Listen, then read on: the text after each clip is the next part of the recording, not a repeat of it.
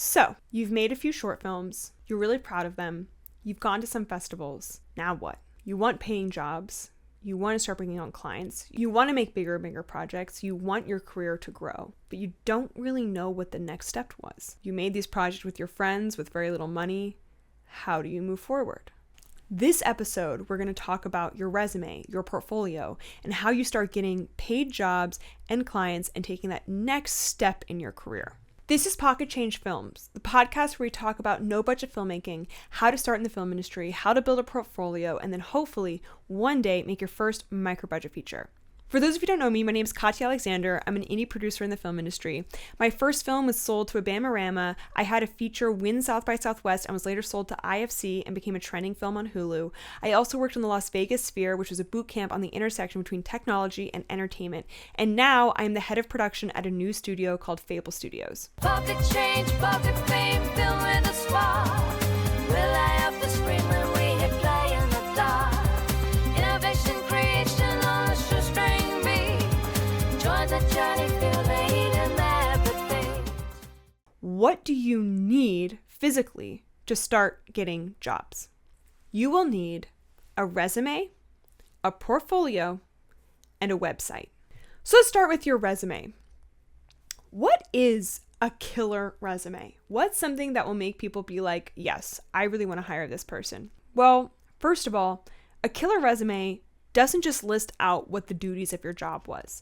It lists out what you personally brought to the table and what the outcome of that was. An example, I started implementing a social media strategy at this company and it improved their social media traffic by 300%. Instead of just saying, I was in charge of their social media. You want to know what you did and how it actually benefited the team. An example, there are a lot of resumes that I read that will say they were a production assistant on a project and then list out exactly what a production assistant does. I know what a production assistant does. You don't need to tell me that you got coffee and that you did lockups and all that stuff. I know what you probably did on that set. But if you did something extra, I really want to know that. So let's say you were PA, but they trusted you to fill out all of the SAG paperwork. That's something you should add. You can say, I made their set more productive with less hands by being the person that fills out all the SAG paperwork. I did so correctly and, help their project. Same thing where let's say you have an internship and you're doing coverage and stuff. It's good to say that you did coverage because not all internships are the same, but saying I did coverage instead of I was able to accomplish doing coverage on 3 scripts every single day, which was above average at this company. So much more interesting than just I did coverage. Or even there's so many times when I talked to an intern and I learned that they were pulled on some sort of special project because they went above and beyond as a person. And I'm like, yeah, you should include the fact that you were put on that special project in your resume. That's extremely important. Something that helps me do this is when I'm at a job, I tend to take note of these different things. Like if I did something and someone comes to me and goes, hey, just so you know, that really helped us out. That improved our productivity by blank. They usually don't word it that way, but that's essentially what they're saying. I just take note of it. I make a note of it for every single job that I'm on. What were the unique contributions I made to this company that helped this company grow or helped this project be successful? I also take note of the ways in which that project was unique. That way I can put that stuff on my resume pretty easily, as well as any awards, any feedback, any little thing that I've gotten that is positive. I make sure to take note of it so that I can use it later on my resume. I'm basically always updating my resume. Also, if you're young and you just finished college, still make sure that college is one of the last lines on your resume. Just say that you went to college. Don't include your graduation year, just the college you went to and the degree that you had. Don't include GPA, don't include any of that stuff because it makes you come across as young and green. If you're new to the film industry and a lot of your work is non-film related, I would only include the non-related film work that has overlapping skills. So an example I gave, let's say you're a receptionist at an office, that's really good work to become a secretary PA on another project. So I would include the tasks that you did as a receptionist that would overlap with being a secretary PA, or even tasks that overlap with other things like people skills, social media skills, project managing skills. All of those things overlap. So if you're working on a project that isn't film related, look for the skills that you would use in a film context and only include that stuff on the resume. It's also good at the end of your resume to include special skills, work skills, and achievements. So having a list of achievements of, I won this award, I went to this film festival, I won Best Director, I screened here, I did this. It's so great because it gives me an idea of where you are in your career and the type of recognition you've gotten, as well as film-related skills like editing, different softwares different cameras you've worked with. I do underwater cinematography. I always include that on my resume, even though it's not always relevant to a producer. And then I usually have a section of special skills that are not related to the film industry. Like I play multiple musical instruments and I'm a competitive West Coast swing dancer and I speak multiple languages. I include that because it's such a great conversation starter. I know for my brother, when he got his job, he included that he did Brazilian Jiu-Jitsu. And in the interview, they talked a ton about it and they ended up hiring him because there were all these people that had great programming skills, but my brother also had great people skills. Make sure when it comes to your resume that it's only one page. I have seen resumes of people who have been nominated for Oscars and worked with the major studios, and even their resumes are a single page. So there's no excuse for yours to be more than that. Also make sure that you're using action words: produced, directed, managed, coordinated. You don't want to have all this passive voice of just I did coverage. And lastly, make sure your resume is a PDF document.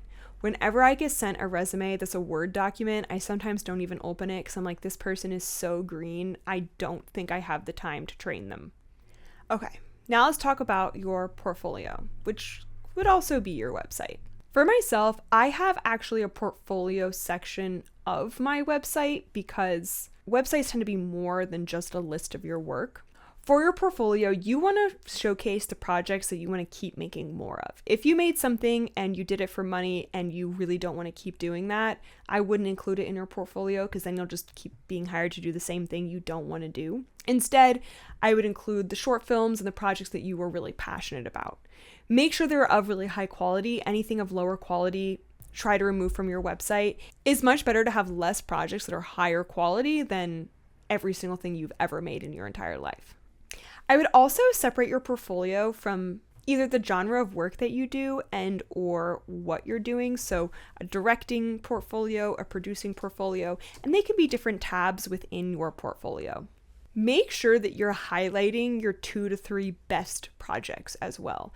I would do that by putting it on the homepage of your website and not burying them deep into your portfolio. If people want to watch more of your work, they can go into your portfolio, but your top 2 to 3 projects should be right there on your homepage, ready to watch.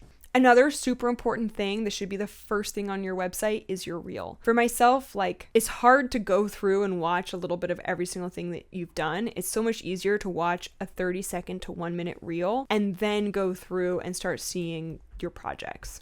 Having a strong reel that is short, not too long, is extremely powerful and very good at selling you. It's also nice to have maybe some photos from set just to see what it would be like to work with you and the type of person you are, something that really shows your personality and who you are. Your website is essentially your 24/7 pitch deck. It's something that you can constantly send people. It's something you can update very, very easily. The first page on your website, what should it have? For myself, one of the first things you see when you enter my website is all of the laurels that I've won from different projects. It immediately shows how experienced I am and how many different of the top film festivals I've been to. So what should you have on your homepage? It'd be great if you had something that immediately showed who you are and what you've done. So your reel, your top few projects, and a little bio about you. Things that you want to do, things that you have done. Why would somebody want to hire you? The way I like to think about it is if someone were pitching me to their boss of we really need to hire this person because, I want all of that to be on my homepage. What are they going to use to pitch me to somebody else? And then you can have different tabs for your portfolio, for pictures, a contact page, all of those different things, but everything that's super important should be on your homepage. There are so many people that will network with me and then I'll go, great, can you send me your website and your resume? And they don't have it yet. And it's just really not a good sign. So I would say not having a portfolio and and a resume is basically an emergency, especially because you really need to capitalize off of moments. If someone is like, hey, can I read your script, or can I see your website, or can I have your resume, and you don't have it ready, you've essentially just missed your chance. So much of this industry is luck, but all of it is being prepared when the luck hits.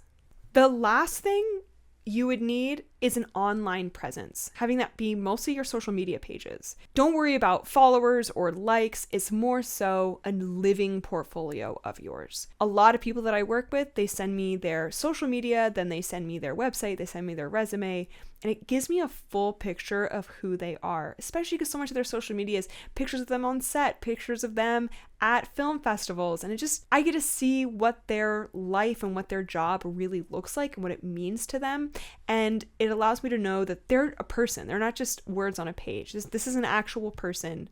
So it's great to have an Instagram, a LinkedIn, a Vimeo page, a YouTube, anything that you can gather all of your work and sort of give it a clear picture of who you are. Okay, so now we're entering part 2, actually getting paying jobs using these items. First of all, make sure you get on sets, even small ones. Film sets are the best networking places ever, and that's because you're not just meeting somebody at a dinner party, you're not just meeting somebody in some random context, you're meeting somebody in the context of working. They're seeing what it is like to work with you and if they like it. And if you show up and you do a good job and you work hard, they will remember that and they will want to continue working with you. So being a PA or a coordinator or BTS, anything that gets you on film sets, which in themselves are paying jobs, will also get you networking with people and get you bigger and bigger paying jobs. Something else you need to do is start networking. You can cold call production companies, and you don't have to cold call and ask for a job because that can be very difficult. You can cold call and ask for advice.